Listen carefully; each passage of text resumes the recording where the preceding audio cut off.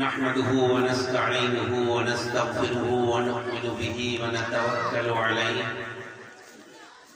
ونعوذ بالله من شرور أنفسنا ومن سيئات أعمالنا من يهده الله فلا مضل له ومن يضلل فلا هادي له ونشهد أن لا إله إلا الله وحده لا شريك له ونشهد أن سيدنا ومولانا محمدا عبده ورسوله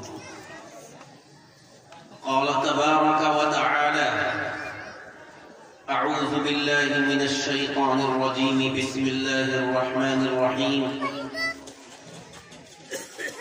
يا أيها الذين آمنوا ادخلوا في السلم كافة ولا تتبعوا خطوات الشيطان إنه لكم عدو مبين وقال رسول الله صلى الله عليه وسلم إن الدنيا خلقت لكم وإنكم خلقتم للآخرة أو كما قال عليه الصلاة والسلام.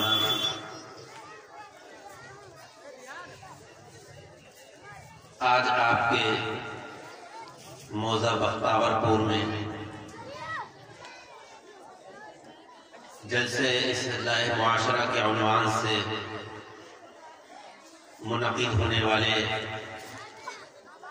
اس جلسے میں اسٹیج پر تشریف فرما انتہائی قابل صد احترام حضرات علماء کرام و حفاظ عظام و شعراء، ہمارے دینی ایمانی بھائیوں، پس پردہ ہماری مستورات، میں نے قرآن کریم کی ایک آیت کریمہ تلاوت کی ہے اور سرور کائنات فخر موجودات صلی اللہ علیہ وسلم کا ایک ارشاد مبارک پڑھا ہے. اسی کی روشنی میں کچھ دیر آپ سے گفتگو کرنی ہے اور میرے بعد مولانا مفتی حسین صاحب اور ہم سب کے بڑے مخدوم محترم حضرت مولانا قاری اسحاق صاحب دامت برکاتہم العالیہ بھی تشریف لا رہے ہیں. ان کا بیان ہوگا. جیسا کہ ابھی ناظم جلسہ نے ایک بات کہی کہ جب تک یہ بیان کا سلسلہ جاری رہے اور دعا نہ ہو، جب تک آپ تشریف رکھیں. ظاہر ہے جلسے کی کامیابی کا دار و مدار صرف مائک کے عمدہ ہونے پر نہیں ہے، بہت اچھے انتظامات پر بھی نہیں ہے، بھیڑ پر بھی نہیں ہے، بلکہ اصل کوئی بھی جلسہ ہو کسی بھی عنوان پر رکھا جائے اس کی کامیابی کا انحصار اس بات پر ہے کہ جو باتیں اللہ عز و جل بیان کرنے والوں سے کہلوائے، بیان کرنے والوں کو بھی اور سننے والوں کو عمل کی توفیق نصیب ہو جائے.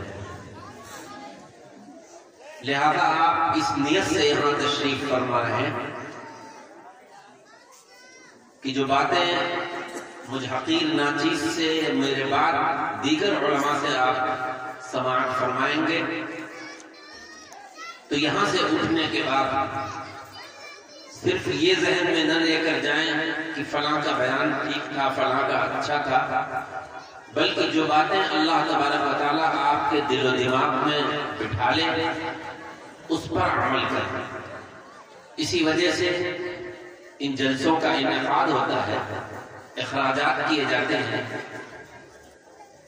بہت زیادہ دشواریوں کا سامنا کرنا پڑتا ہے، چونکہ آج جو لوگ جلسے کا انعقاد کرتے ہیں وہ جب معاشرے میں کوئی برائیاں، کوئی خرابیاں، اللہ کی نافرمانی، حضور اقدس صلی اللہ علیہ وسلم کی تعلیمات کے خلاف جب لوگوں کو دیکھتے ہیں تو ان کے دل میں یہ آتا ہے کہ انہیں آپ سے محبت، آپ کے یہاں کے وہ علماء ہوں، حفاظ ہوں، دیگر ذمہ دار حضرات انہیں آپ سے محبت ہے، وہ یہ نہیں چاہتے کہ اللہ کا کوئی بندہ، حضور اکرم صلی اللہ علیہ وسلم کا کوئی امتی دوزخ میں جائے۔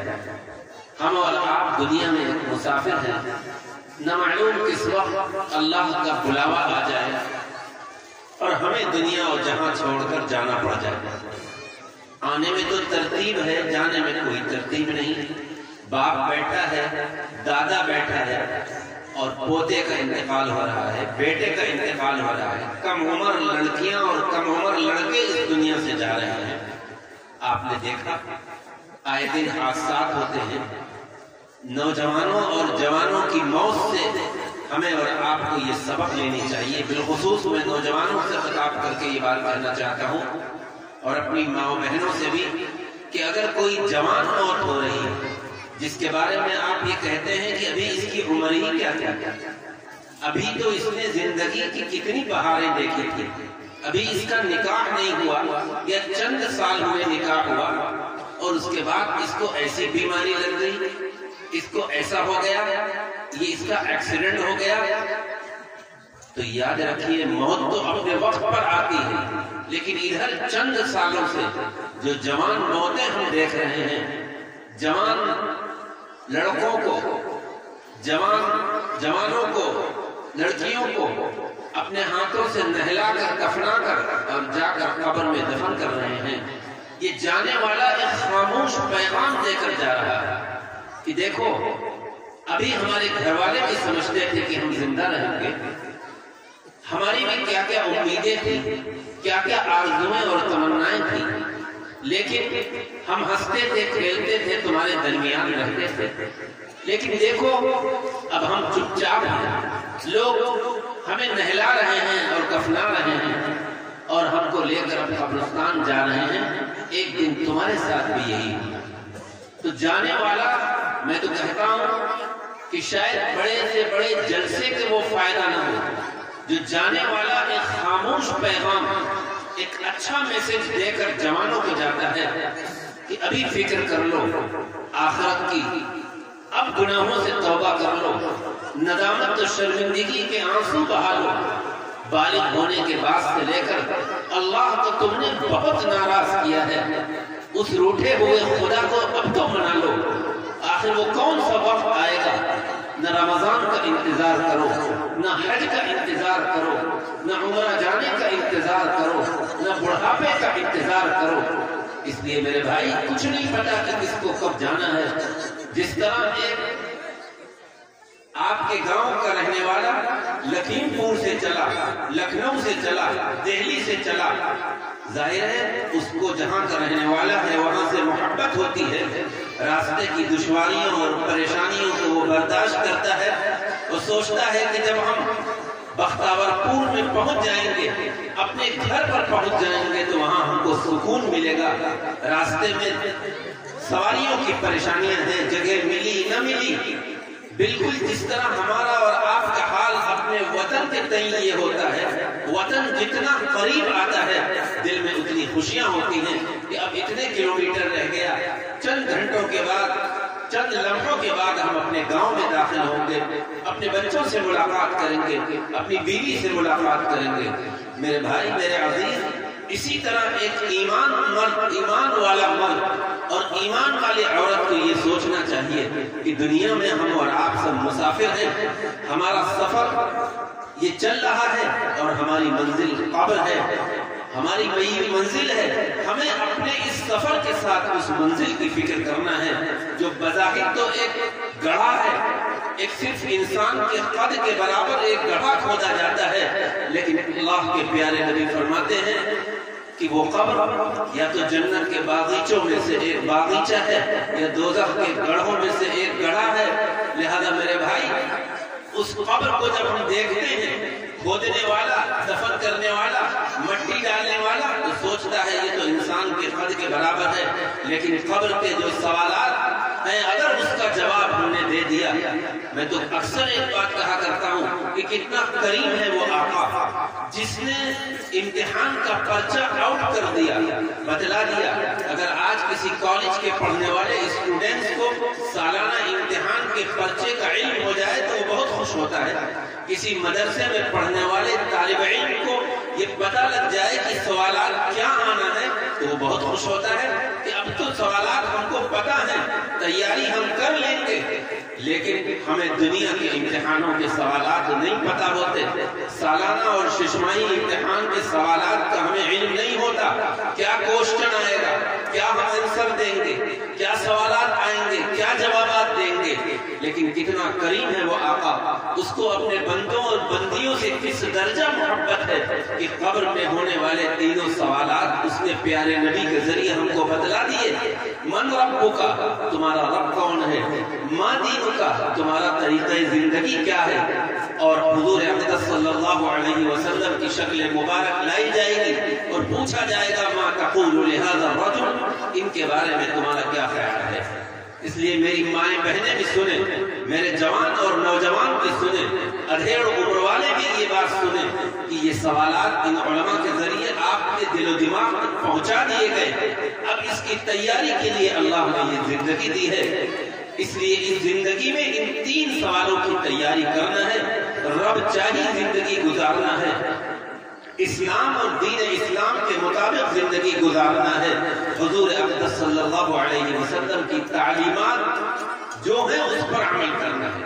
اگر ہم جو بھی کوئی گناہ کا خیال آئے، کسی بھی کام کے کرنے کا خیال آئے تو میرے بھائی یہ نہ سوچا کریے کہ اس وقت میرا باپ مجھے نہیں دیکھ رہا، میری ماں مجھے نہیں دیکھ رہی، میرے گاؤں کا کوئی شخص مجھے نہیں دیکھ رہا، میرے چچا اور ماموں نہیں دیکھ رہے ہیں۔ بلکہ اگر آپ ایسی جگہ پر ہیں جہاں آپ کو کوئی نہیں دیکھ رہا ہے، نہ کوئی جاننے والا ہے، نہ کوئی دیکھنے والا ہے، ایسے کمرے میں ہیں جس کی ساری کھڑکیاں بند ہیں، گناہ آپ کر سکتے ہیں۔ اور شیطان یہ ذہن میں ڈالتا ہے کہ موبائل کے اسکرین پر آپ یوٹیوب کو آن کر کے کیا کچھ نہیں دیکھتے، موبائل کی اسکرین کو آن کر کے ایئر فون اپنے کانوں پر لگا کر کیا کچھ ہمارا نوجوان نہیں سنتا۔ تو میرے بھائی، میرے عزیز، ایک بات اس وقت ذہن میں رکھا کریے کہ نہ میرا باپ دیکھ رہا ہے، نہ میری ماں دیکھ رہی ہے، نہ میرا کوئی عزیز اور رشتہ دار دیکھ رہا ہے، نہ میرے گاؤں کا کوئی جاننے والا دیکھ رہا ہے، لیکن ایک ذات ایسی ہے جس کو نہ اونگ آتی ہے نہ نیند آتی ہے، لا تأخذہ سنۃ ولا نوم، وہ میرے عمل کو اس وقت بھی دیکھ رہا ہے۔ اگر یہ چیز ہمارے اندر پیدا ہو جائے کہ ہمیں اللہ کے سامنا کرنا ہے، حساب دینا ہے، تو انسان فوراً اپنے آپ کو گناہوں سے بچا لے گا، اور گناہ سے بچنا ہی اصل ہے۔ نیک عمل آپ خوب کریے، لیکن اگر آپ نے آپ کو گناہوں سے نہیں بچایا، آنکھوں کا گناہ، زبان کا گناہ، ہاتھ کے گناہ، پیر کے گناہ، دماغ کا گناہ، اگر اس سے نہیں بچایا تو یاد رکھیے جنت میں داخلہ نہیں ہو سکتا۔ اس لیے میرے بھائی، میرے عزیز، میرے دوست، اصلاح معاشرہ کے جلسے سے یہ پیغام لے کے اٹھیے کہ ہم جس طرح نمازوں کا اہتمام کریں گے، باجماعت نمازوں کا اہتمام کریں گے۔ ابھی میں مسجد دیکھ کے آیا، مولانا نے دکھائی، بہت ماشاءاللہ دل خوش ہوا۔ تو یہ مسجد کا بڑا ہونا، مسجد کا عمدہ بننا ہی اصل نہیں ہے، اصل یہ ہے کہ مسجد آباد رہے، نمازیوں سے آباد رہے۔ میں ایک سوال آپ سے کرنا چاہتا ہوں، ایک بڑا مجمع اس وقت میرے سامنے ہے، آپ جس اہتمام سے عید الفطر یا عید الاضحیٰ میں نماز پڑھنے عیدگاہ یا کسی مسجد میں جاتے ہیں، یا ہمارا نوجوان جس اہتمام سے جمعے کے دن نہا کر اچھے کپڑے پہن کر مسجد جاتا ہے، سب جاتے ہیں، اگر جمعے کی نماز چھوٹ جائے تو لگتا ہے کوئی بہت بڑا خسارہ ہو گیا، بہت بڑا گناہ سرزد ہو گیا، ارے آج میرا جمعہ چھوٹ گیا۔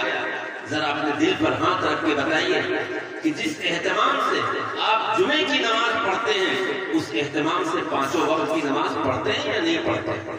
اور آپ ان علماء سے معلوم کر لیجئے، پانچوں وقت کی نماز فرض عین ہے۔ جمعے کی نماز تو بیمار پر نہیں، مسافر پر نہیں، واجب ہے اور ان پر ہے نہیں۔ اور پانچوں وقت کی نماز تو چاہے بیمار ہو، مسافر ہو، کھڑے ہو کر نہیں پڑھ سکتے، بیٹھ کر پڑھے، بیٹھ کر نہیں پڑھ سکتے، لیٹ کر پڑھے، معاف نہیں ہے۔ साकित नहीं होगी, लेकिन शैतान ने हमको बहका रखा है।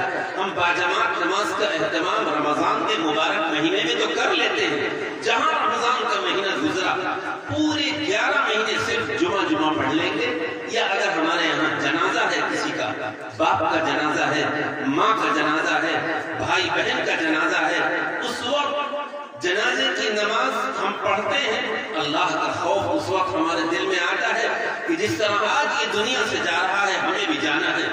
एक वक्त जो नमाज न पढ़ता वो भी पढ़ता। मैं आपसे ये कहना चाहता हूँ कि खुदा के लिए रमजान का इंतजार मत करिए, हज में जाने का इंतजार मत करिए कि हम हज का फार्म भरेंगे तब जिंदगी को बदल लेंगे, तब हम नमाजों का एहतमाम शुरू करेंगे।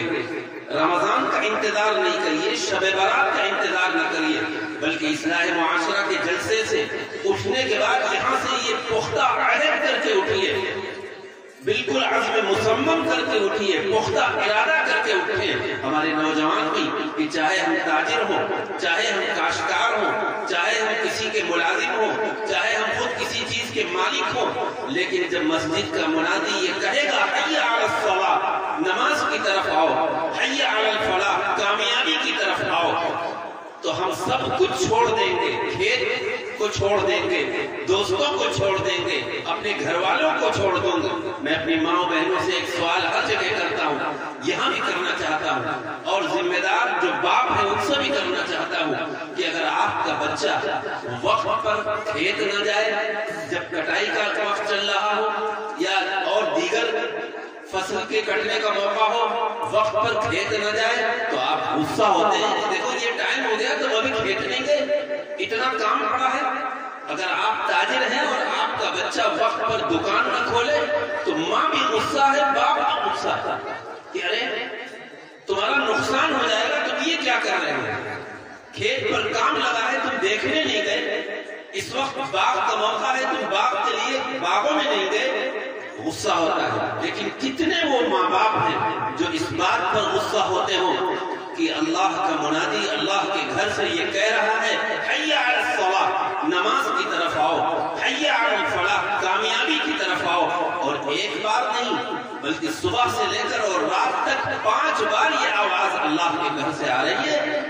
और अगर आपका बेटा, आपका घर का कोई फर्द नहीं जा रहा है तो कितनी वो माएँ हैं और कितने वो बाप हैं जो बच्चे पर गुस्सा होता है, खुद तो चले जाएंगे। मैं तो एक बात और कहता चलूं कि वो हजरात जिनको फजर की नमाज या इशा की नमाज सख्त सर्दी में इस बात की तौफीक होती है कि वो सफ़े अव्वल का एहतमाम करते हैं, मस्जिद में जाते हैं, बहुत अच्छी बात है, काबिल मुबारकबाद है। लेकिन याद रखिए अगर आप खुद जा रहे हैं, आपने अपने बालिग बच्चों को नहीं उठाया, बालिग लड़कियों को नमाज के लिए नहीं उठाया, तो अल्लाह की पकड़ से बच नहीं सकते।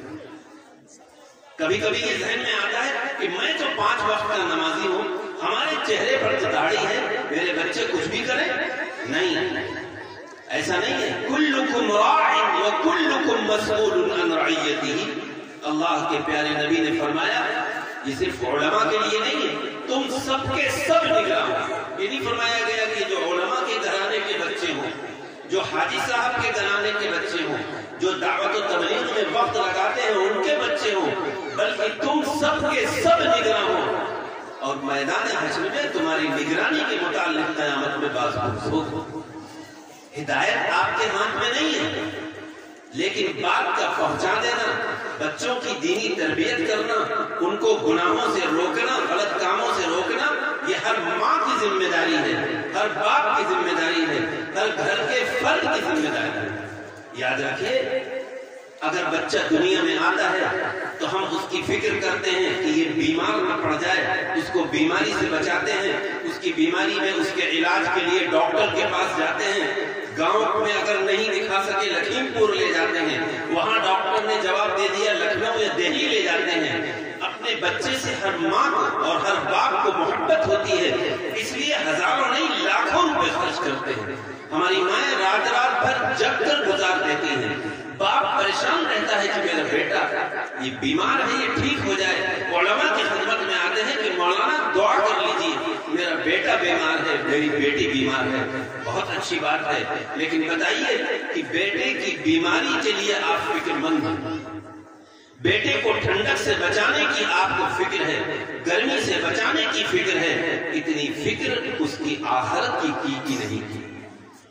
آخرت کی فکر اگر آپ کر لیں تو یاد رکھیے بیماری تو ٹھیک ہو جائے گی، وہ گرمی سے بھی بچ جائے گا اور سردی سے بھی بچ جائے گا، اس کی فکر کرنا برا نہیں، لیکن ہم تمام ذمہ دار صاحب اولاد لوگوں سے کہنا چاہتے ہیں، ہماری مائیں بھی سن لیں کہ یاد رکھیے اگر آپ نے بچوں کی دینی تربیت کی تو پھر اصلاح معاشرہ کے جلسوں کی ضرورت نہیں پڑے گی۔ آپ کی تربیت کا نتیجہ یہ ہوگا کہ آپ کی کوکھ سے نکلنے والا ہر بچہ اپنے وقت کا ایک اللہ کا ولی ہوگا، گناہوں سے بچے گا۔ کوئی ضروری نہیں آپ عالم بنائیں، بہت اچھا، حافظ بنائیں، نہیں بناتے آپ دینی تربیت کریں۔ آپ کا بچہ ایک دنیاوی اسکول میں پڑھنے جا رہا ہے، سردیوں میں اسکول عام طور سے 10 سے 4 تک ہوتے ہیں، آپ بچوں سے سب کچھ پوچھتے ہیں، جو ٹفن لے گئے وہ کھانا کھایا یا نہیں کھایا، تمہیں وہاں کھانا ملا یا نہیں ملا۔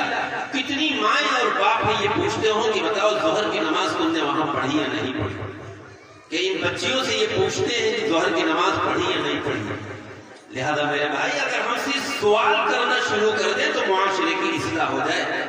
جن کے بچے دلی یا بامبے میں یا ہندوستان کے مختلف شہروں میں کام کرتے ہیں، آپ فون پر ان کی خیریت پوچھتے ہیں کہ بتاؤ بیٹا تمہارا کارخانہ کیسا چل رہا ہے، یا جو تم کہاں پر کام کر رہے ہو اور تمہیں تنخواہ وقت پر مل رہی ہے یا نہیں، گھر پر کس وقت آتے ہو، کس وقت پہنچتے ہو، یہ سب کچھ سوالات ہم کرتے ہیں۔ اگر وہ سفر سے واپس آئے تو مائیں بھی پوچھتی ہیں کہ بیٹا سواری مل گئی تھی، جگہ مل گئی تھی، یہ سارے سوالات ہم کرتے ہیں، کریں، لیکن خدا کے لیے ہم نے اپنے موبائل سے کبھی اپنے بیٹے سے یہ پوچھا کہ بتاؤ تم نے فجر کی نماز پڑھی یا نہیں پڑھی؟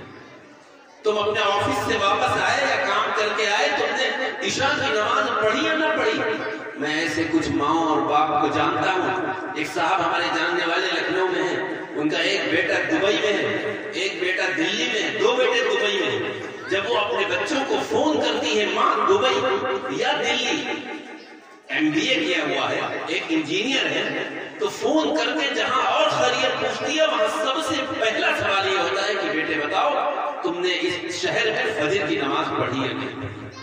ان کا ایک بیٹے کی میری ملاقات دلی میں ابھی ہو گئی 2 مہینے پہلے، تو میں نے اس سے کہا روز صبح میرے ماں باپ کے فون پر پہلا سوال یہ ہوتا ہے کہ بتاؤ نماز پڑھی ہے نہیں پڑھی؟ اس لیے میرے بھائی میرے عزیز، مسجد کو آباد رکھیے، اسی کا نام ہے اصلاح معاشرہ، اور یہ کام ہمارا اور آپ کا مشترکہ ہے۔ بعض لوگ یہ سمجھتے ہیں یہ کام تو علماء کا ہے، نہیں، علماء یقیناً انبیاء کے وارث ہیں، مسائل میں آپ ان سے رجوع کریے، یہ آپ کو بتلائیں گے نماز کے، روزے کے، زکوٰۃ کے، حج کے، زندگی گزارنے کا طریقہ، شادی کے، غم کے، لیکن جب آپ کو ان سے معلوم ہو جائے تو پھر کرنا آپ کو۔ باہر گئے مجھے یہ بات آ کر معلوم ہوئی کہ ماشاءاللہ اس گاؤں میں ایک بڑی تعداد کیا بلکہ کل کے کل صاحب ایمان ہیں۔ بظاہر اس بات کو سن کر ہمیں بھی بڑی خوشی ہوئی، اور آپ بھی اس بات پر بڑے فخر آپ کو رہتا ہوگا جب اپنا آپ تعارف کراتے ہوں گے کہ میں جس گاؤں سے تعلق رکھتا ہوں الحمدللہ اس گاؤں میں مسلمانوں کی ہی تعداد ہے، کوئی دوسرا نہیں ہے، جیسا کہ مجھے ابھی معلوم ہوا۔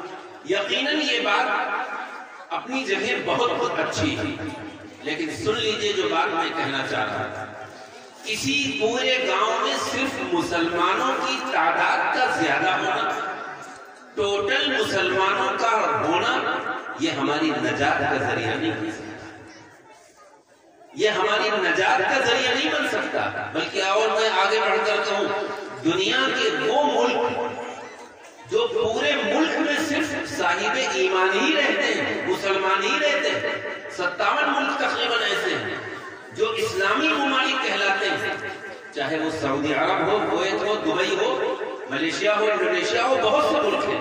اگر ان ملکوں کے رہنے والے یہ سوچیں کہ یہ ہمارے لیے فخر کی بات ہے کہ ہم ایک اسلامی ملک میں رہ رہے ہیں، وہیں ہم پیدا ہوئے، وہیں پڑھے، تو یاد رکھیے اگر ان کے اندر عمل نہیں ہے، گناہوں سے بچنا نہیں ہے، اللہ کے احکامات کے مطابق زندگی نہیں گزار رہے ہیں، تو ان ملکوں میں رہنا ان کو نجات نہیں ہے۔ لہذا یہ بات بھی ذہن میں رکھیے۔ مجھے بڑی خوشی ہوئی کہ ماشاءاللہ اللہ پر ایمان لانے والوں کی ایک بڑی تعداد اس گاؤں سے اس کا تعلق ہے۔ تو خدا کے لیے مشہور یہ ہو کہ جس گاؤں میں صاحب ایمان رہتے ہیں وہ صرف نام کے مسلمان نہیں ہیں بلکہ کام کے مسلمان ہیں، ان کا ہر عمل اسلامی ہے، وہ نمازوں کو بھی اہتمام کرتے ہیں، شادی بیاہوں میں بھی کوئی رسومات اور بدعات اور خلاف شرع کام نہیں کرتے۔ اگر یہ چیز ہوگی تو یہ ہمارے لیے قابل فخر ہے۔ اسی کو قرآن میں اللہ نے فرمایا کہ اے مسلمانوں اسلام میں مکمل داخل ہو، آدھا تیتر آدھا بٹیر نہیں کہ ہم نے جمعہ پڑھ لیا، کچھ تیوہار بنا لیے، مسلمانوں جیسا نام رکھ لیا، داڑھی رکھ لی، ٹوپی پہن لی، کرتا پہن لیا، یہ صرف کافی نہیں، بلکہ مکمل کا مطلب یہ ہے کہ اگر ہم نمازوں کا اہتمام کر رہے ہیں، رمضان کے روزے رکھ رہے ہیں، زکوٰۃ دے رہے ہیں، حج کر رہے ہیں، تو ان کے علاوہ جو ہمارے اوقات، بالخصوص آج شادیوں کا موقع ہے، آپ کے یہاں بھی بہت سے نکاح ہوتے ہوں گے، اسلام ہماری شادیوں میں بھی نظر آنا چاہیے۔ ہم اپنی بیٹی کا نکاح کریں، اپنے بیٹے کا نکاح کریں تو اس میں بھی معلوم ہونا چاہیے کہ اللہ کا کہ پیارے نبی کا کیا فرمان ہے۔ اس میں ہم افسوس کے ساتھ کہنا پڑتا ہے کہ اس میں ہم یہ دیکھتے ہیں کہ جس خاندان سے، جس برادری سے ہمارا تعلق ہے اس میں کیا ہوتا ہے۔ اگر ہم نے وہ تمام کام نہیں کیے، بہت غور سے سنیے گا کہ ہم نے اگر وہ تمام کام نہیں کیے جو آج کل شادیوں میں ہوتے ہیں تو لوگ کیا کہیں گے؟ یعنی ذہن میں یہ آتا ہے لوگ کیا کہیں گے، ہمارے رشتہ دار ہم پر تان تشنی کریں گے، وہ ہم کو کنجوسی کا تانا دیں گے کہ ارے تم اتنے پیسے والے، تم نے اپنی بیٹی کی شادی میں اور بیٹے کی شادی اتنی سادگی سے کر دی، اتنے کم باراتی لے گئے، مسجد میں نکاح کر دیا، مختصر سا ولیمہ کر دیا، تم نے اتنی سادگی سے، لوگ کیا کہتے ہیں؟ میں یہ بات اس لیے کہہ رہا ہوں کہ لوگ مجھ سے کہتے ہیں، محمدی کا میں رہنے والا ہوں، وہاں کچھ لوگ، کچھ برادری کے لوگ کہتے ہیں کہ مولانا ہمارا بالکل ارادہ نہیں ہے، لیکن مجھے اپنی برادری سے ڈر ہے کہ اگر میں نے کچھ خلاف کوئی کام اگر ایسا کیا جو آج کل ہو رہا ہے وہ نہیں کیا ہے تو برادری کو منہ کیا دکھاؤں گا۔ تو میرے بھائی، میرے عزیز، یہ شیطان کا ایک رقیق حملہ ہوتا ہے مسلمان مردوں پر بھی اور مسلمان عورتوں پر بھی۔ اس وقت یہ سوچ لیا گیا کہ ہم برادری کو سے ڈر رہے ہیں کہ برادری کو کیا جواب دیں گے، دنیا کیا کہے گی، ہمارے دوست احباب کیا کہیں گے۔ اس وقت یہ سوچ لیا کریے کہ اگر ہم نے خلاف شرع کام کیا تو اللہ کو کیا جواب دیں گے۔ یہ کرام کاتبین جو ہمارے عملوں کو لکھ رہے ہیں، یہ رجسٹر سامنا ہوگا، اس وقت یہ سوچ لیا کریے کہ میدان حشر میں ایک ترازو ہوگا جس پر ہمارے اعمال کو توڑا جائے گا۔ اس وقت ہم اپنی نیکیاں زیادہ ہوں گی تو ترازو کا پلہ بھاری ہو جائے گا، کم ہوں گی تو نہیں۔ تو میرے بھائی، اس وقت سوچ لیا کریے کہ اللہ کے سامنے کیا جواب دیں گے۔ اللہ کے سامنے جواب دہی کا اگر ہمارے اندر ڈر پیدا ہو جائے، قرآن نے کیا کہا؟ وَأَمَّا مَنْ خَافَ مَقَامَ رَبِّهِ وَنَهَى النَّفْسَ عَنِ الْهَوَىٰ فَإِنَّ الْجَنَّةَ هِيَ الْمَأْوَىٰ۔ جو شخص بھی منعام ہے، جو شخص بھی اپنے رب کے سامنے کھڑے ہونے سے ڈرتا رہا، اس کے اندر کپکپی طاری ہو گئی اور ڈر کی وجہ سے اپنے آپ کو خواہشات سے بچایا، گناہ سے بچایا، فَإِنَّ الْجَنَّةَ هِيَ الْمَأْوَىٰ، تو جنت اس کا ٹھکانہ ہے۔ اس میں دیکھیے کسی عمل کا تذکرہ نہیں ہے، بلکہ دل میں یہ پیدا ہوا کہ اگر ہم یہ نہیں کہیں گے تو دنیا ہم پر تھوکے گی۔ لہذا میرے بھائی، لوگوں کو مت دیکھیں۔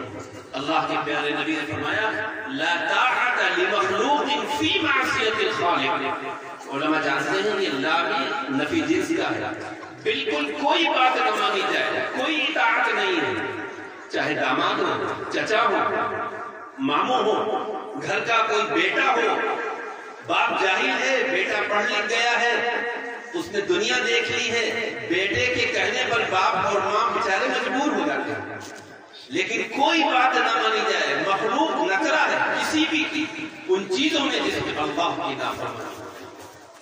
میں ان باپ سے اور ان ماؤں سے کہنا چاہتا ہوں کہ اگر آپ کے بیٹے کسی غلط کام کے تعلق سے آپ سے کہہ رہے ہیں یا آپ کی نالج میں اور علم میں ہے کہ ہمارے گھر کی شادی میں یہ خلاف شرع کام ہوگا، ہمارے گھر کی شادی میں جو مہمان آئیں گے بارات لے کر ان کو کھڑے ہو کر ناشتہ کرایا جائے گا، تو آپ اگر واقعی مسلمان ہیں اور آپ کے اندر ذرہ برابر ایمانی غیرت ہے تو ایک باپ اور ایک ماں اپنے گھر پر اپنے بچوں سے یہ کہے کہ دنیا میں کچھ بھی ہو لیکن میرے گھر پر اللہ کے پیارے نبی کے طریقے کے خلاف کوئی کام نہیں ہوگا۔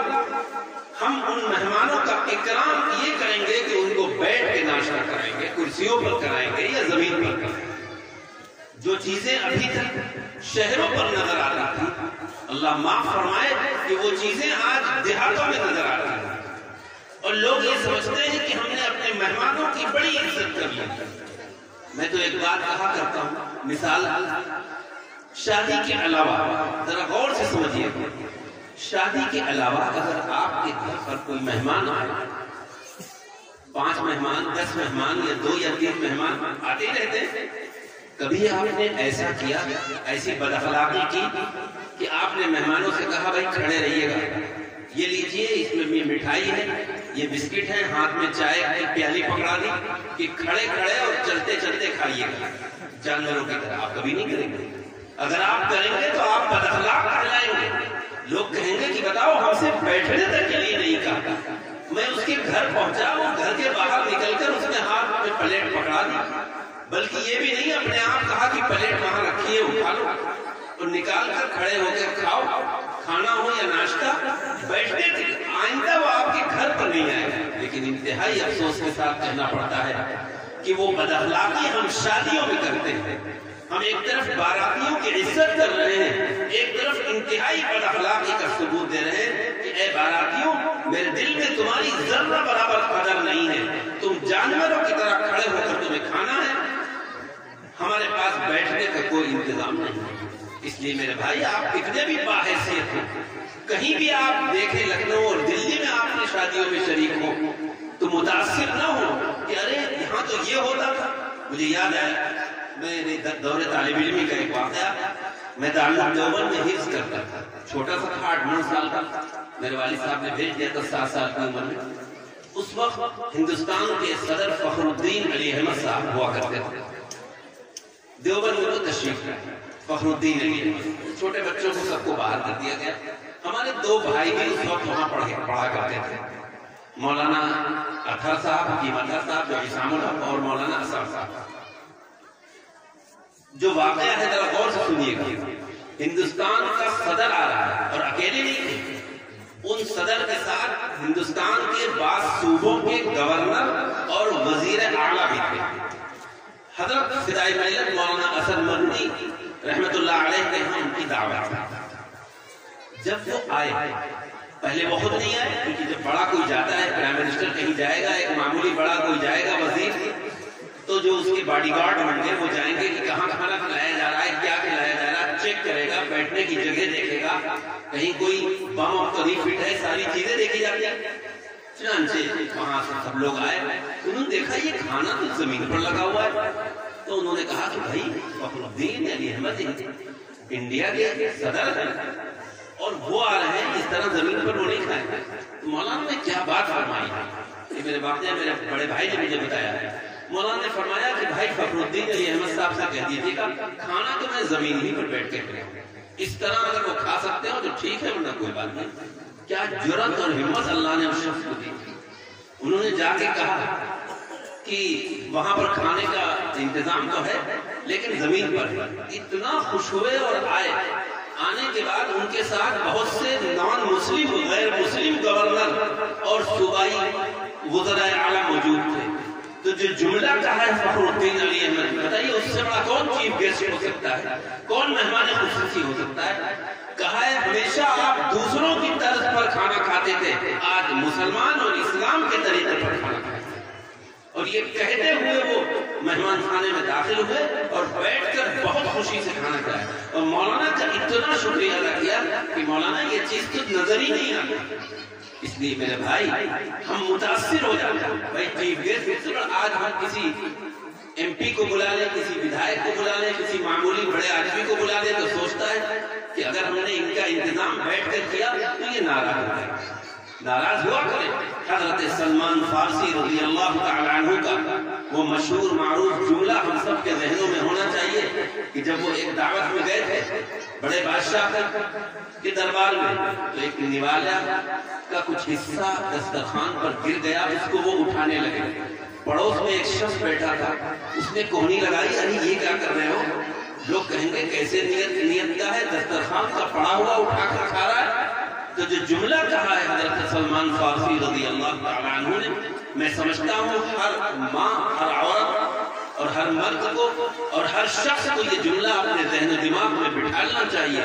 حضرت سلمان فارسی رضی اللہ تعالیٰ عنہ نے کہا اترک سنت حبیبی لہؤلاء الحمقاء, کیا میں ان بے وقوفوں کی وجہ سے اپنے پیارے نبی کا طریقہ چھوڑ دوں؟ وہاں یہ نہیں دیکھا کہ یہ کس کا دربار ہے. اس لیے میرے بھائی یہ جرأت رہنی چاہیے. اور یہ بات اور میں کہتا چلوں تو صاف صاف بات میں کہنے کا عادی ہوں کہ اگر علماء, حفاظ, حاجی کوئی غلط کام کر رہے ہوں یا ان کے گھر کی شادیوں میں کوئی غلط کام ہو رہا ہو تو سارے لوگ کہتے ہیں انگلی, ارے مولانا کے گھر میں ایسا ہوا, ارے حافظ صاحب ہیں مدرسے سے پڑھ کے آئے, حافظ قرآن ہیں, ان کی شادی میں یا ان کے گھر کی, ان کی بہن کی شادی میں یہ ہوا اور ہم کو منع کرتے ہیں. تو ایک بات یاد رکھیں, ایک بات ذہن و دماغ میں بٹھا کے جائیے کہ یہ بھی شیطان کا حملہ ہے. یہ اتنے علماء اس وقت آپ کے سامنے اسٹیج پر ہیں, ہندوستان کے ہزاروں علماء ہیں, لیکن جو قبر کے سوالات ہیں وہ علماء سے بھی وہی ہوں گے جو آپ سے ہوں گے. پرچہ ایک ہی ہے. ہائی اسکول کا جو پیپر آتا ہے وہ چاہے غریب گھر کا لڑکا ہو, مالدار کا ہو, کسی بھی برادری کا ہو, کسی بھی خاندان کا ہو, پرچہ ایک ہی ہوتا ہے. جو سوالات ان سے ہونا ہے وہی آپ سے ہونا ہے. آپ یہ کہیں کہ جب یہ کرتے ہیں تو ہم کریں تو کیا ہوگا. جیسے آج ہمارے معاشرے میں یہ جملہ بڑا عام ہے کہ فلاں داڑھی والے نے ایسا کام کیا, فلاں حج کر کے اور عمرہ کر کے آیا, اس نے ایسا کام, اگر میں کر رہا ہوں تو کیا ہوگا. یہ غسل قابل قبول نہیں ہے اللہ کے. آپ بھی عالم ہیں, آپ کہیں گے مولانا یہ کیسی بات ہے, ہم نے کہاں پڑھا. آپ کو نہیں معلوم کہ سود حرام ہے, آپ کو نہیں معلوم کہ نماز چھوڑنا کتنا بڑا گناہ ہے, آپ کو نہیں معلوم کہ کسی کے قرض کو لے کر نہ دینا گناہ ہے. یہ سب چیزیں آپ کو موٹی موٹی معلوم ہیں, تو اتنی چیز کے آپ عالم ہو گئے. اللہ کے ہاں پکڑ سے بچ نہیں سکتے, اس لیے یہ غسل بھی نہیں. یہ سب شیطانی حملے ہوتے ہیں. بس اپنے کو دیکھیے کہ ہمیں اپنی قبر میں جانا ہے, دوسرے کو دوسرے کی قبر میں جانا ہے. اس لیے میرے بھائی شادیوں کا یہ ماحول ہے, سادگی سے نکاح کریے. لڑکیوں کو اگر لا رہے ہیں, اپنے بیٹے کی بیوی لا رہے ہیں, بہو بنا رہے ہیں, تو آپ ان علماء سے پوچھئے کہ مولانا کیا اس سلسلے میں بھی کچھ ہدایات ہیں. تو یہ علماء حضرات آپ کو بتائیں گے. جس طرح نماز کے مسائل آپ ان سے پوچھتے ہیں, زکوٰۃ اور حج اور پاکی کے مسائل پوچھتے ہیں, تو آپ ان سے پوچھئے کہ ہم اپنی بہو لانا چاہتے ہیں, اپنے بیٹے کا نکاح کرنا چاہتے ہیں, آنے والی بہو میں کون سی خوبیاں ہونا چاہیے, کیا احادیث میں اس کا تذکرہ ہے. تو یہ آپ کو بتائیں گے کہ ہاں حضور اقدس صلی اللہ علیہ وسلم نے فرمایا ہے کہ 4 باتوں کی وجہ سے عام طور سے نکاح کیا جاتا ہے. خوبصورتی بھی دیکھی جاتی ہے, مال بھی دیکھا جاتا ہے, خاندان بھی دیکھا جاتا ہے, اور دین بھی دیکھا جاتا ہے. لیکن آخر میں حضور فرماتے ہیں وَفْرُ بِذَاتِ الدِّينِ أَوْ تَرِبَتْ يَدَاكَ, تمہیں اگر 4 چیزیں مل جائے آنے والی بہو میں. سن لیں ہمارے نوجوان, آپ کے جہاں سے نکاح ہو رہا ہے 4 چیزیں مل جائیں کہ لڑکی خوبصورت بھی ہے, اس کے باپ کے پاس پیسہ بھی ہے, خاندان بھی وہی ہے جو آپ کا ہے, اور دین بھی ہے, سبحان اللہ. لیکن اگر 3 چیزیں نہیں مل پا رہی ہیں تو اس کی فکر مت کریے. خوبصورتی ایک عارضی چیز ہے, پیسہ آنے جانے والی چیز ہے, اور خاندان ہے تو بہت اچھا, ورنہ اگر دین مل رہا ہے تو دین کو لے کر کامیاب ہے. سب سے اہم چیز ہے آنے والی لڑکی کے اندر دینداری۔ اللہ کے پیارے نبی نے ایک موقع پر فرمایا تھا الدنیا کلها متاع وخیر المتاع المرأة الصالحة، دنیا کی جتنی بھی چیزیں ہیں ان سے فائدہ اٹھایا جاتا ہے، سب سے اچھی چیز جس سے فائدہ اٹھایا جائے وہ نیک صالح بیوی۔ میں کہا کرتا ہوں کہ وہ نوجوان کامیاب نہیں ہے جس کا گھر جہیز سے بھر جائے، بلکہ اس دور میں وہ نوجوان سب سے زیادہ خوش قسمت اور سعادت مند اور کامیاب ہے جس کو نیک و صالح بیوی مل جائے۔ جو لڑکیاں ایسی مل جائیں جو نمازوں کا اہتمام کریں، گناہوں سے بچیں، تو یاد رکھیں اس سے بڑا سعادت مند۔ ہم کوشش تو یہ کرتے ہیں کہ آنے والی نسل ہماری دیندار ہو، ہمارے بچے دیندار ہوں، تو ظاہر ہے بچوں کی دیندار کے لیے مائیں دیندار ہونی چاہیے، اور ماں کے دیندار کے لیے ہمیں لڑکیاں دیندار لانی چاہیے، لڑکیوں کی دینی تربیت کرنا چاہیے۔ تو پہلی چیز، اور افسوس کے ساتھ کہنا پڑتا ہے کہ ہم جس ملک میں رہتے ہیں ہم اپنے برادران وطن کا دیکھی جہیز کی ڈیمانڈ اور مطالبہ بھی کرتے ہیں، اور اگر جہیز ہم کو ہماری مرضی کے مطابق نہ ملا، سن لیجئے نوجوان جن کی شادی نہ ہوئی ہو، نہ ملا تو ہم آنے والی اس لڑکی کو پریشان بھی کرتے ہیں۔ ساس بھی کوستی ہے، سسر بھی کوستا ہے، گھر کا ایک ایک فرد رہتا ہے تم لائی کیا ہو؟ میرے فلاں بھائی کا نکاح ہوا تھا، دیکھو اس نے یہ دیا، تم کیا لے گئے؟ وہ بیچاری بچی، اس کا باپ پلے دار ہے، اس کا باپ چھوٹا سا کاشتکار ہے، اس کا باپ چھوٹی سی تجارت کرنے والا ہے، وہ مروجہ جہیز نہیں دے سکتا، لیکن وہ بچیاں بیچاری خون کے آنسو روتی ہیں، اپنے باپ کے پاس آتی ہیں، میکے میں کہتی ہیں کہ اے میری ماں، اے میرے باپ، آپ نے میرا نکاح کہاں کر دیا؟ کتنے لالچی وہ لوگ ہیں، وہ ہمارا حسن نہیں دیکھ رہے، وہ ہماری اور چیز دینداری کی انہیں فکر نہیں، وہ تو کہتے یہ ہیں کہ تم لائی کیا ہے۔ اس لیے میرے بھائی ایک درخواست کرنا چاہتا ہوں، دل کی ایک بات ہے جو آپ کے دل و دماغ تک پہنچانا چاہتا ہوں۔ اصلاح معاشرہ کے جلسے سے یہ پیغام لے کر اٹھے ہمارے نوجوان کہ ہم جہیز نہیں مانگیں گے، نہیں ملا کوئی شکایت نہیں کریں گے، مل گیا فبیہا، نہیں ملا بلکہ میں تو کہتا ہوں اگر ایسا ہو جائے کہ انکار کر دیں پہلے کہ مجھے لڑکی چاہیے جہیز نہیں چاہیے۔ ایسے نوجوان اس دور میں ہیں کہ وہ کہتے ہیں مجھے جہیز کے نام سے سوئی نہیں چاہیے۔ بھائی اللہ نے آپ کو قوام بنایا ہے، قرآن کہتا ہے الرجال قوامون علی النساء، مرد عورتوں پر حاکم ہے، گویا کہ آپ بادشاہ ہیں، آپ کا مقام عورتوں کے مقابلے میں زیادہ ہے۔ جہاں آپ کی ایک گواہی کا اعتبار ہے، عورتیں دو ہوں گی تب اعتبار ہوگا، لیکن کہاں آپ کی بادشاہت اور آپ کی قوام ہونا کہاں چلا جاتا ہے؟ جب آپ جہیز کے سلسلے میں در در جاتے ہیں، جہاں زیادہ جہیز ملنے کی امید ہوتی ہے وہ رشتوں کو قبول کرتے ہیں، اور اللہ معاف فرمائے چاہے لڑکی خوبصورت بھی ہو، خاندان بھی ہو، لیکن اگر اس کا باپ بیچارہ کمزور ہے، جہیز نہیں دے سکتا، تو آپ کسی نہ کسی بہانے سے ایسی شادیوں کا انکار کرتے ہیں۔ کیا وہ بیچاری بچیاں جو اس دنیا میں ہیں، وہ باپ جو غریب ہے اس کو حق نہیں ہے اپنی بچیوں کی شادی کرنے کا؟ اور اس جہیز کے مطالبے کا نقصان یہ ہو رہا ہے کہ آج جب بچی کی پیدائش ہوتی ہے تو ہمیں خوشی نہیں ہوتی، بیٹے کی پیدائش پر خوشی ہوتی ہے، اور اگر لگاتار کئی لڑکیاں ہو گئیں تو ہمیں کوئی خوشی نہیں ہوتی، بلکہ ہمارا حال تو ان کفار مکہ کی طرح دور جاہلیت کا ہوتا ہے، جن کے بارے میں قرآن نے کہا ہے وَإِذَا بُشِّرَ أَحَدُهُم بِالْأُنثَىٰ ظَلَّ وَجْهُهُ مُسْوَدًّا وَهُوَ كَظِيمٌ يَتَوَارَىٰ مِنَ الْقَوْمِ مِنْ سُوءِ مَا بُشِّرَ بِهِ أَيُمْسِكُهُ عَلَىٰ هُونٍ أَمْ يَدُسُّهُ فِي التُّرَابِ أَلَا سَاءَ مَا يَحْكُمُونَ۔ میں تو اس آیت کو جب پڑھتا ہوں ایک جھلجھلی سے آتی ہے، قرآن کیا کہتا ہے؟ بالکل اپنا غور کریے، اپنا محاسبہ کریے، جائزہ لیجیے قرآن کی اس آیت۔ قرآن کہتا ہے دور جاہلیت کی بات کفار مکہ کے سلسلے میں کہ جب ان کو بچیوں کی، بیٹیوں کی خوشخبری سنائی جاتی ہے، قرآن اس کو خوشخبری سے تعبیر کر رہا ہے۔ وَإِذَا بُشِّرَ أَحَدُهُم بِالْأُنثَىٰ ظَلَّ وَجْهُهُ مُسْوَدًّا، تو ان کے چہرے کالے پڑ جاتے ہیں، وہ قزیم، اندر گھٹتے ہیں، یہ کیا ہوا؟ بیٹی پیدا ہو گئی۔ اندر وہ پریشان ہوتے، کیسے لوگوں سے بتائیں گے کہ پہلی بھی بیٹی، دوسری بھی بیٹی، تیسری بھی بیٹی؟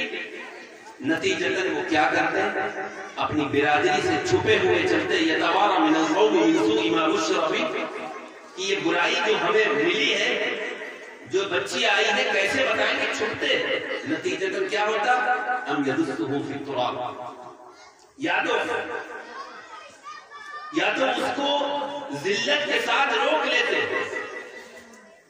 और या फिर ये सोचते कि चलो इसको रोकेंगे तो रुसवाई होगी, उस बेचारी खूबसूरत सी लड़की को ले जाकर गड्ढा खोद कर जमीन में दफन कर। ऐसे एक नहीं सैकड़ों वाक़या। हम ये तो नहीं करते, इतनी बड़ी जुर्रत नहीं करते, लेकिन लड़की की पैदाइश पर हम खुशी नहीं मनाते, खुश नहीं होते। याद रखिए, ये लड़कियां अल्लाह की रहमत है। और अहादीस के ज़ख़ीरे पर नजर डाल लीजिए, उलमा से पूछिए, जितनी खुशखबरियां और बशारतें अहादीस में लड़कियों पर हैं, लड़कों पर नहीं। इसलिए मेरे भाई, मेरे अजीज, हम आपसे यही पैगाम देकर जाना चाहते हैं और दिल दिमाग में बिठाना चाहते हैं बिलखुसूस कि आप जहेज की डिमांड ना करिए, कम मिले उस पर कभी हरफे शिकायत न करिए। भाई एक शख्स, मैं तो कहा करता हूं कि एक शख्स अपनी बेटी उसने दे दी है। एक बेटी जब अपने घर से रुखसत होती है, जरा उस घर वालों की कैफियत देखिए। माँ भी रो रही है, बाप भी रो रहा है, भाई के भी आंसू निकल रहे हैं कि बहन जा रही है। बाप सोच रहा है इस बेटी को मैंने पाला, इतना बड़ा हुआ, आज ये अब दूसरे घर जा रही है। माँ का तो अजीब हाल होता है। बाद मर्तबा माएँ बेहोश हो जाती है। अभी बच्ची को गाड़ी पर बिठाला जा रहा है, घर से उसके कदम निकल रहे हैं, उसके भी आंसू बह रहे हैं, घर वालों के भी आंसू बह रहे हैं। क्या कैफियत होती है उसको बयान नहीं किया जा सकता। आप लोग बखूबी वाकिफ हैं। अब एक बच्ची अपने माँ बाप को छोड़ा, अपने भाई बहन को छोड़ा, अपनी सहेलियों को छोड़ा, अपना गांव को छोड़ा, उसके बाद वो दूसरी जगह बिल्कुल अजनबियों में जा रही है जहां उसका कोई ताल्लुक नहीं है, और वहां जाकर हम उसके साथ अच्छा बर्ताव न करें। याद रखिए, अल्लाह की पकड़ से बच नहीं सकते। मैं अपनी माओं से भी कहूंगा कि खुदा के लिए आप अपनी बहुओं के साथ वही बर्ताव सलूक करें जो अपनी बेटियों के साथ करते हैं। वो भी किसी की बेटियां हैं, और अगर आप करेंगे तो आपकी भी बेटियां जब किसी घर में जाएंगी तो वहां भी उनको खुश रखा जाएगा। आज से हम ये फैसला करें कि हम बेटियों, अल्लाह के प्यारे नबी ने हज के मौके पर जो लंबी तकरीर फरमाई थी मैदान अरफात में, जबल रहमत पर एक जुमला याद आ रहा है कि आपने फरमाया था, इत्तकुल्लाह फिन निसा, अल्लाह से डरो औरतों के सिलसिले। आज हम बीवियों के सिलसिले में अल्लाह से डरते ही नहीं, सोचते हैं कि ये तो हमारे काम करने वाली है, हम अगर खाने में कुछ थोड़ी सी नमक ज्यादा हो गया, थोड़ी सी ताखीर हो गई, तो हम न जाने क्या कह देते हैं। नहीं, आप बर्दाश्त करिए, हुजूर अक़दस सल्लल्लाहु अलैहि वसल्लम इसमें भी हमारे लिए आइडिया करता है। बहरकैफ इसी का नाम है इस्लाम में मुकम्मल दाखिल हो जाओ। इस बड़े मजमे से मैं ये चाहता हूँ, ये अहद करके उठे कि हम अपनी शादियों को सादगी से करेंगे। अगर लड़की वाले कहेंगे 25 बाराती ले आओ, 20 ले आओ, 10 ले आओ, तो हम ये नहीं कहेंगे कि मेरा खानदान बड़ा है, मेरे ताल्लुकात बहुत हैं, मैं किसको छोड़ूं, मैं किसको लाऊं। अरे अल्लाह, आपका खानदान बड़ा है, आपके ताल्लुकात बड़े हैं, तो आप वलीमे में 50,000 आदमियों को बुलाइए। आप अपनी गुंजाइश के मुताबिक वलीमे में जितने बुलाइए, लेकिन मेहमान आपके और दरवाजा दूसरे का। भाई दूसरे के ऊपर बेचारे उस गरीब बाप पर। आज जब लड़कियों का शादी होती है तो उसके वालिदैन का अजीब हाल होता है। बाद में तो आगे कहते हैं, मौलाना दुआ फरमाइए मेरी बेटी का निकाह। भाई क्या दुआ, अल्लाह ताला इज्जत रखे। और अभी बारात आती है तो बाप की अजीब हाल, कभी इधर दौड़ रहा है, कभी उधर दौड़ रहा है, निकाह में भी शिरकत नहीं कर रहा, क्योंकि वो सोचता है कि कहीं कोई बदनज़मी ना हो जाए, कहीं ये बाराती का एक बाराती नाराज ना हो जाए। इसलिए मेरे भाई, आज बिरादरान वतन की चीजें देखा देखी हमने अपने यहाँ शामिल कर ली। आप मुसलमान हैं, साहिब ईमान हैं, आपको अल्लाह के यहाँ जवाब देना है। इसलिए मेरे भाई, पुरसुकून जिंदगी इस तरह गुजरेगी कि हम मुख्तसर सी बारात ले जाएं। अगर कोई कहता है कि नहीं भाई 20-25 आदमी आ जाइए, तो आप बखुशी उसको मंजूर करें, नाराज मत हो। और महर के सिलसिले में एक बता दूं बात खत्म करूं कि महर आज बहुत से लोग पहले से तय करते हैं। मेरा बहुत निकाह पढ़ाने का इत्तेफाक हुआ, अरे जो चाहो रख लो, تو لوگ سمجھتے بھی ہیں کہ مہر ایک فارمیلٹی ہے، رکھ لو 10 لاکھ 5 لاکھ، کون دیتا ہے کون لیتا ہے، یہ تو علماء حضرات کی پتہ نہیں کہاں سے یاد رکھیے، ایسا نہیں۔ 3 چیزیں سن لیں ہمارے نوجوان جن کی شادیاں ہوئی ہیں، 3 چیزیں مرد پر شادی کے بعد فرض ہیں، واجب ہیں۔ ایک مہر، ایک بیوی کا خرچہ اور ایک رہائش۔ وہ لڑکی چاہے لکھپتی کروڑپتی گھر کی ہو، لیکن اس کا نان نفقہ آپ پر ہے، اس کا مہر آپ پر ہے، اس کو رہائش کی جگہ دینا یہ آپ کے لیے ضروری ہے۔ اگر ان میں کوتاہی ہوگی اللہ کی پکڑ سے بچ نہیں سکتے، اس لیے مہر اتنا رکھیے جتنا آپ بسہولت دے سکتے، اور کوشش یہ کریے کہ مہر نقد ادا کریں۔ جو زیور آپ نے اپنی بہو کے لیے بنایا ہے اسی کو مہر میں کر دیجیے۔ یہ جو ایک چلا ہے کہ زیور اتنا چڑھایا جائے گا، چڑھانا اڑانا کچھ نہیں ہوگا، یہ ہماری اصطلاح ہے، وہی مہر میں کر دیجیے، نقد ادا ہو جائے گا۔ کیونکہ مہر ایک فرضہ ہے، جس طرح انتقال کے بعد جب وراثت تقسیم ہو بچوں میں، تو جہاں یہ دیکھا جاتا ہے کہ باپ کے پاس کتنا پیسہ بینک میں تھا، کتنا اس کا کھیت اور پراپرٹی تھی، اس کو لوگ تقسیم کرتے ہیں لڑکوں میں اور لڑکیوں میں بھی، وہاں یہ بھی دیکھنا چاہیے کہ بیوی کا مہر کیا۔ آج بعض جگہ رواج ہے، ہمیں نہیں پتا آپ کے ہاں ہے کہ نہیں، بعض جگہ رواج یہ ہے کہ جب شوہر کا انتقال ہو جاتا ہے تو پھر بیوی کو چارپائی کے قریب لایا جاتا ہے بعض جگہ، اور اس سے کہا جاتا ہے کہ تم مہر معاف کر دو۔ اب بیچاری اس پر ایک غم کا پہاڑ ٹوٹا ہوتا ہے، شوہر دنیا سے جا رہا ہے، اور اس سے لوگ کہہ کے ارے مہر معاف کرو مہر معاف کرو، وہ کرتی کیا نہ کرتی، غلطی کیا نہ کرتی، وہ چاہے دل نہ چاہے لیکن اس کے اوپر ایک غم ہوتا ہے شوہر کی جدائیگی کا، وہ مہر معاف کر دیتی ہے کہ چلو ہم نے معاف کیا۔ یاد رکھیے، مسئلہ سن لیجئے، اس سے مہر معاف نہیں ہوتا، اور آپ کے لیے بھی یہ صحیح نہیں ہے کہ آپ اپنی بہو کو شوہر کے چارپائی کے پاس لا کر یا کہیں سے بھی گھر میں اس سے کہیں کہ اپنے شوہر کو مہر معاف کر دو، اس سے مہر معاف نہیں ہوتا۔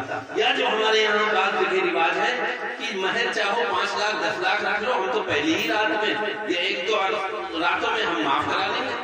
اور بعض لوگ کہتے ہیں کہ مولانا میں نے مہر رکھ لیا، لیکن میں نے اپنی بیوی سے کہا کہ بھائی میں نے تو اس لیے رکھ لیا، اگر کم رکھتے تو ہماری بے عزتی ہوتی، میں نے اس لیے مہر رکھ لیا، میں دے نہیں پاؤں گا تو معاف کر دو، تو وہاں پر بھی مہر معاف نہیں ہوتا۔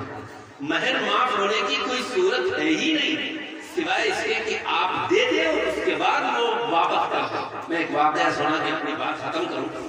والد صاحب کی ایک بات یاد آ گئی۔ والد صاحب نے ہماری والدہ سے یہ کہا، ازراہ مزاح، بڑے عالم تھے، مولانا حسین احمد مدنی رحمۃ اللہ علیہ کے شاگرد تھے۔ ہماری والدہ مرحومہ سے یہ کہا، دکان پر وہ جانتے ہیں یہ حضرات جو ادارے میں پڑھے ہیں کہ ان کے پاس ایک پرس رہا کرتا تھا، دواخانے سے آتے تھے، تو انہوں نے کہا اپنی بیوی سے یعنی ہماری والدہ سے کہ بھائی مہر معاف کر دو۔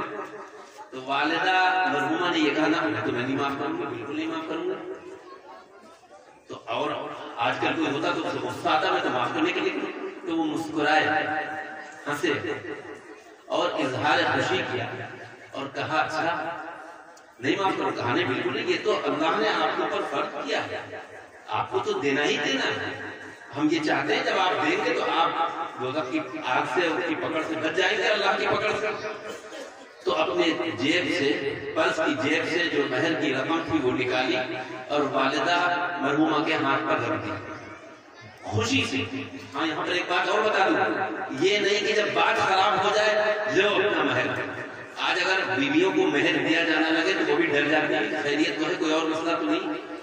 طلاق کے بعد ہی مہر دیا جاتا ہے، یہ ہمارے عوام میں تصور ہے، جبکہ قرآن کیا کہتا ہے وَآتُوا النِّسَاءَ صَدُقَاتِهِنَّ نِحْلَةً، عورتوں کو ان کے مہر دیا کرو نحلہ، انتہائی خوش دلی سے، خوش ہو کر مہر دیا کرو۔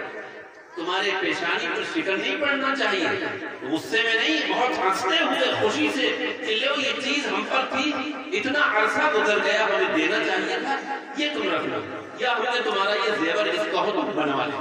بہرحال جب دے دیا، اب آگے کی بات جو میں سنانا چاہتا ہوں، میری والدہ مرحومہ نے ہمارے والد کو وہ مہر کی رقم واپس کرتی اور یہ کہتے ہوئے واپس کرتی کہ آپ کے اوپر شریعت میں جو چیز عائد کی تھی، جو ذمہ داری آپ اس سے دوش ہو گئے، لیکن مجھے پیسوں کی ضرورت نہیں ہے کہ میں اس سے زیور خریدوں یا اپنے کپڑے بناؤں یا اپنے میکے بھیجوں۔ آپ ان پیسوں کو واپس دے دیجئے اور ادارہ محمودیہ جو ہمارے محمدی کا مدرسہ ہے، آپ اس میں ایک کمرہ بنوا دیجئے۔ میں تو ایک گنہگار اللہ کی نافرمان ہوں، عمل نہیں ہے، ہو سکتا ہے اس کمرے میں جو بچے پڑھیں گے جو اللہ کے رسول کے مہمان ہوں گے، ان کے پڑھنے کی برکت سے اور یہ ایک صدقہ جاریہ ہوگا تو شاید ہماری نجات ہو جائے اور ہمارا مرحلہ قبر کا آسان۔ یہ جملہ ہماری والدہ نے کہا۔ آپ اندازہ لگائیے، ایسی بھی اللہ کی نیک دنیا میں کہ مہر کی رقم کو لے کر مدرسے میں خرچ کر دیا۔ آج بھی ان کی مہر کی رقم کا ایک کمرہ بنا ہوا، میں نے خود اس میں تعلیم حاصل کی ہے۔ وہ دنیا میں نہیں ہے، لیکن جتنے بھی بچے پڑھ کر جائیں گے صدقہ جاریہ ہے۔ تو باہر قید میں یہ کہہ رہا تھا کہ مہر کو کوئی فارمیلٹی نہ سمجھیے، مہر ایک اہم چیز ہے۔ آج یہاں سے اٹھ کر جن لوگوں نے اپنی بیویوں کے مہر نہ ادا کیے ہوں، آپ کے پاس کھیت کے کھیت خرید رہے ہیں، بڑی تجارتیں کر رہے ہیں، خدا کے لیے مہر کی رقم دے دیجئے۔ اگر اس حال میں دنیا سے رخصت ہو گئے تو بڑا سخت مرحلہ ہے۔ روایت ملتی ہے کہ اللہ کے پیارے نبی نے فرمایا کہ اگر کوئی شخص مہر نہ ادا کرے گنجائش کے باوجود تو اس کو اٹھایا جائے گا زانی کے اوپر، جو زناکار کی سزا ہوگی وہ اس کی سزا ہوگی۔ اللہ ہم کی حفاظت فرمائے۔ اسی کو قرآن نے کہا کہ اے مسلمانوں، اسلام میں داخل ہو جاؤ اور شیطان کے نقش قدم پر مت چلو۔ شیطان تمہارا کھلا ہوا دشمن ہے۔ دنیا کے دشمنوں سے بچنے کے لیے ہم ریوالور خریدتے ہیں، بندوق خریدتے ہیں، لائسنس بنواتے ہیں، لیکن جس کو ہمارا ازلی دشمن اللہ نے بتایا ہے اس سے بچنے کے لیے ہمیں کیا کرنا ہے؟ ہمیں نہ ریوالور خریدنا ہے، نہ بندوق اور رائفل خریدنا ہے، ہمیں صرف نیک عمل کرنا ہے، 5 وقت نماز کا اہتمام کرنا ہے، شادی بیاہوں کو بالکل سادگی کے ساتھ کرنا ہے، تو ہم اس ازلی دشمن سے جس کو دشمن بتایا ہے اس سے بچ جائیں گے۔ اللہ تعالیٰ ایک ایک چیز دیکھ رہا ہے، نگرانی کر رہا ہے۔ میں نے جو حدیث پڑھی تھی دوسری، اس کا بھی مطلب سمجھ لیجئے کہ دنیا تو تمہارے ہی لیے پیدا کی گئی ہے۔ علماء آپ کو منع نہیں کرتے، آپ خوب کاشتکاری کریے، زمینیں خریدیے، تجارت کریے، پلاٹنگ کا کام کریے، کوئی بھی کرے، منع نہیں ہے۔ دنیا تمہارے لیے ہے لیکن تم کو آخرت کے لیے پیدا کیا گیا ہے۔ دنیا کی تگودوں میں، دنیا کے حلال کمانے میں ایسا نہ لگو کہ آخرت کو بھلا دو، کیونکہ یہ دنیا چند روزہ ہے، آخرت ہمیشہ کی ہمیشہ ہے۔ اور ایک ایمان کا اور ایک عقل مند کام وہ کرتا ہے جس کا فائدہ دیر پا ہو۔ دنیا چند روزہ ہے، اس سے ہمیں اور آپ کو جانا ہے۔ یہ مجمع جو آج ہمارے سامنے ہے، 100 سال پہلے کوئی نہیں تھا، آنے والے 100 سال میں کوئی نہیں ہوگا، دوسرے لوگ اس دنیا میں آئیں گے، اس لیے وہاں کی فکر کریے، اس قبر کے گڑھے کی فکر کریے۔ بس انہی معروضات کے ساتھ اپنی بات ختم کرتا ہوں۔ دعا فرمائے کہ اللہ اس حقیق نازیز کی زبان سے اللہ نے جو باتیں کہلوائی اس پر ہم کو بھی اور آپ سب کو عمل کی توفیق نصیب ہو جائے۔ وآخر دعوانا ان الحمد للہ رب العالمین۔